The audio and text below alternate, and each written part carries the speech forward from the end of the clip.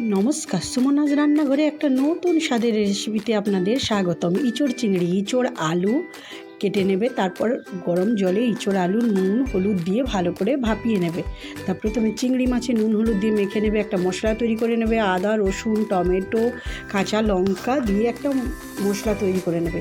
তারপর কড়াইতে তেল দিয়ে চিংড়ি মাছগুলো হালকা করে ভেজে নেবে। তারপর ওই তেলে আবার ওই যে ভাপিয়ে রাখা ইঁচড় আর আলু ওইটা দিয়ে আবার একটু ভালো করে ভেজে নেবে।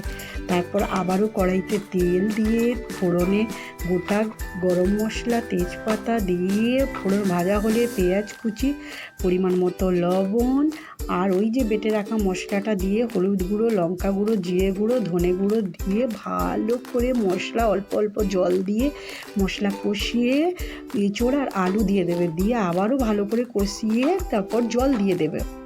ঝোলটা ফুটে আসলে চিংড়ি মাছগুলো দিয়ে দেবে, দিয়ে পরিমাণ মতো হালকা চিনি দিয়ে শেষে গরম মশলা গুঁড়ো আর ঘি দিয়ে নামিয়ে নিলেই রেডি।